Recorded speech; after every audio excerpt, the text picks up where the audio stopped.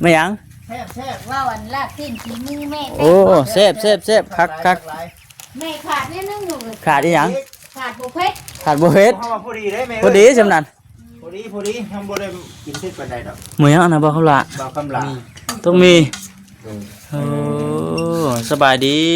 เอาทักทายสบายดีกันพี่น้องเอ้ยเนาะเบิ่งไปเรื่อย ต้มมีให้ลูกชายบ่หรือว่าต้มให้พ่อ ๆกินเอง กินเองพร้อม กินเองพร้อม ได้พร้อม กินเองพร้อมลูกชายพร้อมแต่ถ้าจะว่าต่อไปก็คือว่าและพี่น้องเอ้ยไปที่ทางใหม่เฮาเองก็ยังสิได้ เฮ็ดอยู่กินเองแล้วบาดนี้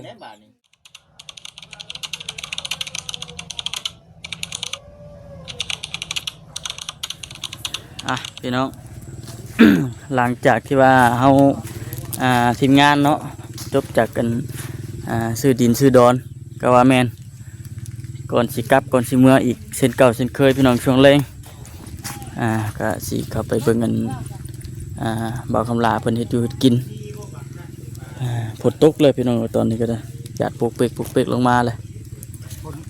ตกแล้วให้แล้วนะเลยบ่ ยังไงนาจิก มันยังเยอะอันนี้ปลาบ่ บ่อันนั้นตะเกนไทย ตะแกรงไทย มันฮัก เนาะยามให้ยามหน้าเนี่ยมีแต่ในเพเนาะ แม่นมีแต่อันนี้โซ่ บาย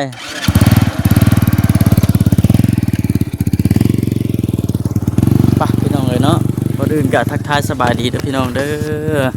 ทักทายสบายดี FC กันเบิดสุขคนพบเจอกันอีกคือเก่าพี่น้องเลยเนาะตอนนี้น่ะยังอยู่บ้านอยู่เฮือนเราอยู่มื้ออื่นรุ่นกันว่าสิเป็นมื้อใดมื้ออื่นบ่ได้ว่ามื้อฮื้อเราสิคนสิย้ายไปอยู่ที่ดินของเราเองบัดนี้เป็นดินของเราเลยได้พี่น้องเอ้ยบัดมีชื่อมีเสียงจดชื่อจดเสียงเรียบร้อยยังบ่จิตกระเป๋าคำบ่เสนบ่สลียังสิเข้ามาอยู่ไม่หยังนั่นไม่หยัง แซ่บ ว่าวันลากสิ้นฝีมือแม่ โอ้เซฟคัก แม่ขาดเนี่ยนึงอยู่ ขาดอีหยัง ขาดบุเพชร ขาดบ่เฮ็ด พอดีได้ไหม พอดีจำนั้น พอดีทำบ่ได้กินเผ็ดปานใดดอก หมูยังอันน่ะบ่เขาละ บ่คำลา ต้องมีโอ้สบายดี เอาทักทายสบายดีกันพี่น้องเอ้ยเนาะเบิ่งไปเรื่อย ต้มมีให้ลูกชายบ่หรือว่าต้มให้พ่อ ๆกินเอง กินเองพร้อม กินเองพร้อม ได้พร้อม กินเองพร้อมลูกชายพร้อมแต่ถ้าจะว่าต่อไปก็คือว่าและพี่น้องเอ้ยไปที่ทางใหม่เฮาเองก็ยังสิได้ เฮ็ดอยู่กินเองแล้วบาดนี้ บาทนี่เนาะแล้วได้ ได้เลย กินอยู่เทิงบ่หรือว่ากินอยู่ไส ต้ม จะได้อีกตารางแล้ว ไปกินอยู่พุ่นไป ไปกินอยู่ด้วย แม่น ร่วมสวยเนี่ยไอ้ตักจะมาไปกิน ตักมากินที่ ๆคนก็กำลังลงเม็ดเนาะ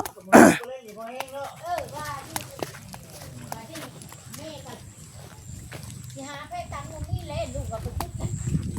ปัดมาทางนี้เลยเนาะ แต่ก้าวได้ได้มาตัวแค่ตู้ทำตู้กับใหญ่ลูกไม่เล่นเนาะ พี่น้องเอ้ยเนาะเราสิมากินอยู่นี่มีแต่ว่ามานั่งโอ้ลมกันอยู่นี่พี่น้องเอ้ยเนาะบ่ได้มีหยังหรอกพี่น้องแล้วเบิดแล้วก็ได้แต่ว่าเฮาสิมานั่งโอ้นั่งลมกันซื่อๆอาหารไทยคือเก่าปกตินั่นแหละพี่น้องเอ้ย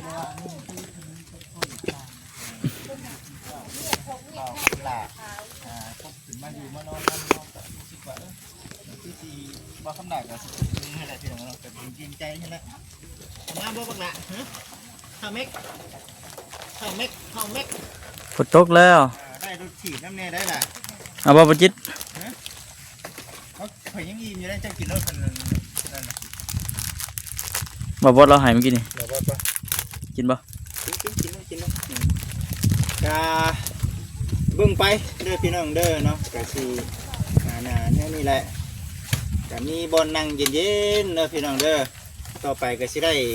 เอารถส่งรถไถนั่นถ้ามารถทีมงานเฮาไปนี่มันสิได้อยู่บ่ล่ะเท่านั้นแหละ บ่แล้ว บ่ได้บ่จ้ะต้องเอารถไถ ง่ายไปอยู่พุ่นแล้วก็สิได้เอาไปพี่น้องประเภทพวกเตียงพวกกันนั่นแหละก็ต้องได้ยืมแล้วออกไปก่อนแล้วนี่เนาะพยุงพยางแล้วนี่พี่น้องเลยนอนเลขยังสองครับ เด็กหยังพอกินใหญ่กว่านี่ได้เนาะเห็นปะ อันนี้สิลื่นหน่อยหนึง ฮะ อันนี้ลื่นใหญ่กว่า ผู้นี้บ่สิใหญ่เดินพอกินว้า ซีนหนังเพิ่นหลายกว่าเด้อ บ่แล้วบ่ อายุ เกิด ว่า ก่อนนี่นะ พอกินเลยเนาะ พอกินเกิดก่อนนะ แม่ เบิ่งนี่เนาะ พอกิน ลู เกิดก่อน พี่น้องเอ้ยเนาะสิได้นี่เพิ่นบนเพิ่นนอนเด้อพี่น้องเด้อเนาะบนเพิ่นนอนก็หมุนหัวไปทางนี้เนาะหมุนไปทางนี้เอาก็เบิ่งไปพี่น้องเอ้ยเนาะเนาะเอามาตั้งนี่นะ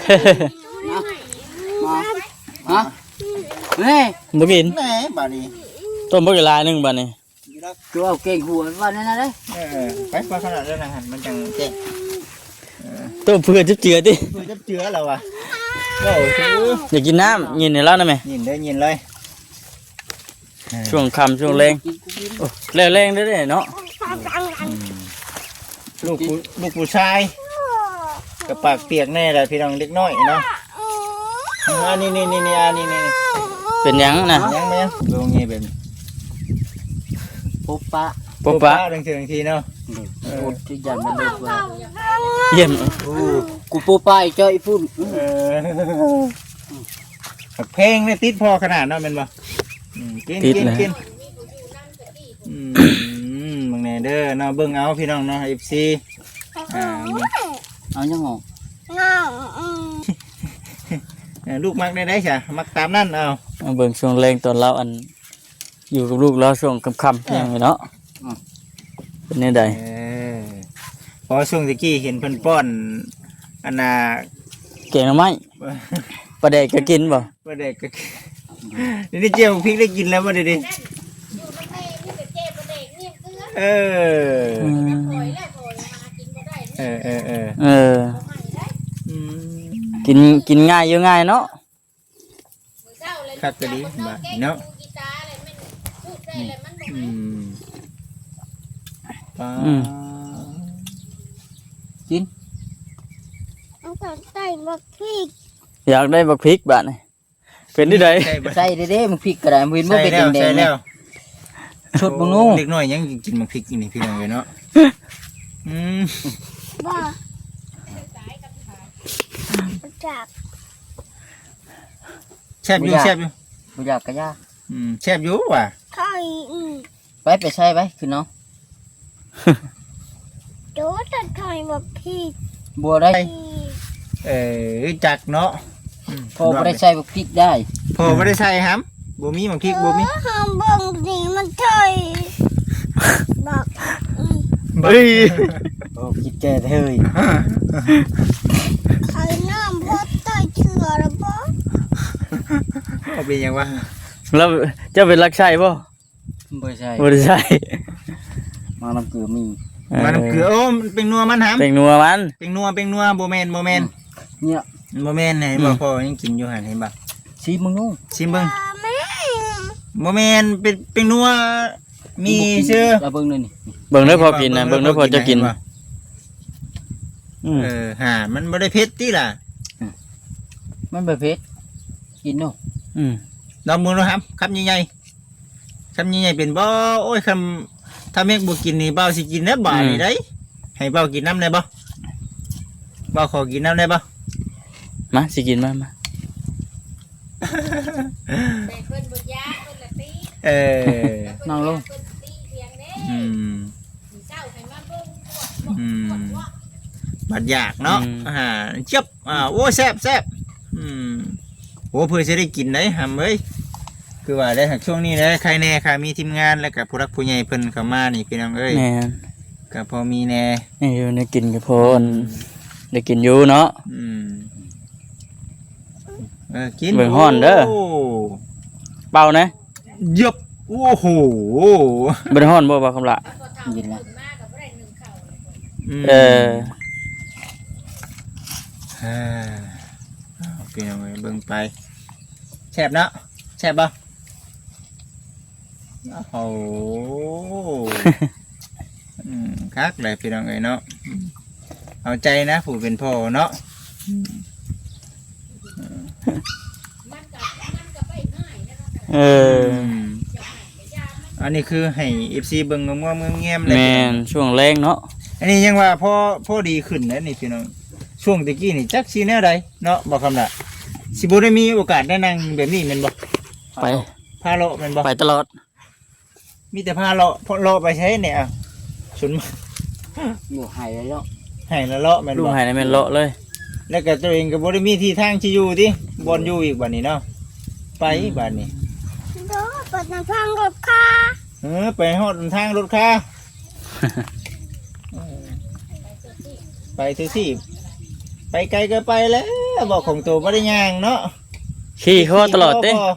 ขี่รถ ขี่รถบ่เพิ่นเห็นว่ารถเพิ่นเนาะ เพิ่นมีรถเด้ๆขึ้นมาแต่ดำน้าเลยทั้งนั้นเนาะแล้วล่ะบ่วันนี้แล้วล่ะบ่เบิดน้ำบ่หรือว่าแล้ว โอ้ยจะทำแล้วพี่เต็มหัวพี่ลูก มีน้ำบ่ อันนี้แหละตัวเล็กง่ายเดือน10แม่ เออ เฮ็ดหยังโลกาไว้บ่โลกาไว้บ่เจ้าดำนาบ่ใช่จุมื้อนี้อ้าวผมบ่ได้ฮู้ได้นี่ได้แล้วว่าสิให้ฮู้ว่าดำนาจิว่าพาเบาคำด่าว่าหาเลาะดินกลางทุ่งไทยดอกเนาะคนสิตกแห้งก็บ่เนาะ อืม ยิบอยู่ว่าอยู่ทางใดเนาะ อืม ฮักปัญญังบาทนี่ป้าดเถอะพ่อลูกพี่น้องเอ้ยเนาะ โอ้แต่พ่อมันกินเบิดเด้พี่น้องเอ้ยเก่งอีหลีแซ่บบ่ฮัมแซ่บบ่หาหยังละบาท เอาบ่น้ เด็กหน่อยเบิ่งไปด้วยเด้อพี่น้องเด้อที่อยู่ไปเฮ็ดถึกใจกะงอมๆแง้มๆบ่ถึกใจพ่อพาเลาะเนาะ ำเอาบ่ เบิ่งเอา เอาบ่ เอาหน้ามันบ่ บัดแนวบัดให้เข้าได้เนาะ แล้วลูกชายโทนนี่เอาใจแน่หน่อยนึง อืมกินน้ำกินคิดได้พอได้เลี้ยงลูกเราก็ได้เบิดยังจักอันก็เบาคำดัก เจ็ดหนึ่ง ยังเจ็ดหนึ่งเจ็ดพวกนี้ยังนั่นบ่แม่นบ่ยังเหลือแค่เดียวเท่านี้ ให้เขาล้านนะ ปันกันกินอยู่แล้วบ้า โด ปันกินน้ำกันบัดเพิ่นบัดเฮาได้เนาะกินน้ำกันคือยังไงไม่ยังดอกบัดเฮาบ่มีเพิ่นยังให้กินหั่นนะ เพิ่นในเฮาแน่เนาะ เพิ่นในเฮาแน่ลงไปพี่น้องเนาะใช่ป่ะครับแซ่บเลยแหละเนาะ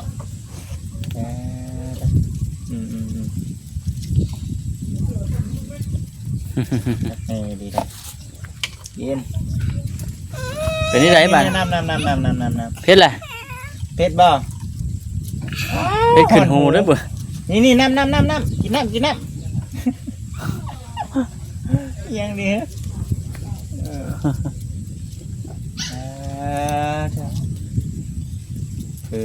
กินมันว่าได้เพชรก็คือเพชรนี่เนาะ เขาได้เก่งกี่จ ฮะ ำปลาไว้อยู่น้ำนั่นเลยคือว่าคือวินพอน้อยหนึงแจวกี่จำ เจียวก็จำดิ เห็นพ่อเจลก็ย้ำ มาเห็นพ่อได้อะ มีชื่อก็ยังหมดเพชร ก็เห็นพ่อในสมอยมั้ย โด เห็นพ่อในสมอยก็กำอยู่อันน่ะน้ำเจ้านี่จริงเนาะให้มืออยู่น้ำบ่ โอ้ย อัดไว้ อัดไว้ว่าฉัน ไปหนึ่งกินข้าวเจ้าก็จะพ่อเพิ่นแล้วบาด มันสิหอมนั่นแหละบาทนี่ มาคือเก่าเนาะมาเยี่ยมมาเฮ็ดเวียกเฮ็ดงานอยู่นี่แหละ โอ้ย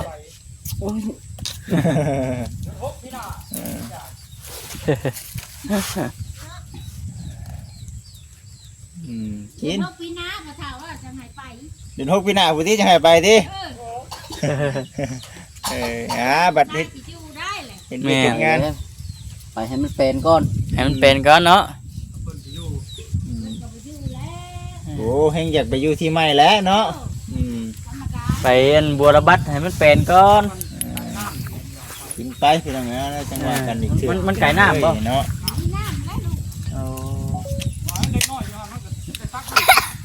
ไก่น้ำไก่ในเนาะ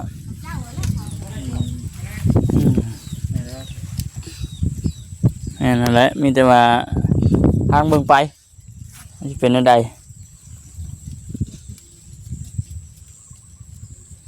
มีแต่อันพดไม้ก็ไม่น้อยก็ไม่อย่างแล้วเนาะไปซิดไปทางมันแห้งมันอย่างแล้วก็จูดออกบัดอิ่ม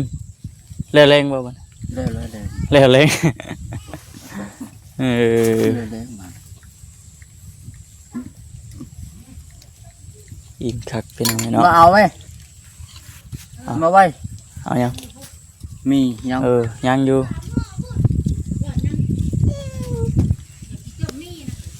มาเอาไปต้มเอาไปต้ม กินน้ำกันกินน้ำกัน แบ่งปันกันพี่น้องเนาะมาเอาไปเอ้ย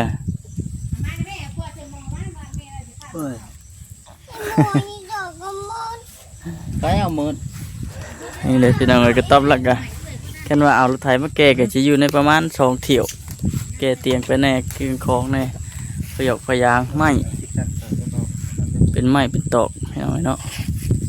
เอาคลิปนี้ก็จบก่อนมาทำก็ได้อะไรก็ฝากในเด้อพี่น้องเด้อน้องฝากติดตามรับชมเบิ่งแล้วก็ฝากกดไลค์กดแชร์กดติดตามเป็นกำลังใจให้ในเด้อพี่น้องเอ้ยอะไรก็ขอบคุญขอบคุณทางผู้หลักผู้ใหญ่เพิ่นที่อันสดซอยว่าซั่นซะสดซอยอันเรามีที่ทางเป็นของตัวเอง ดีใจจนว่าบอกเนาะ ไปพี่น้องสบายดี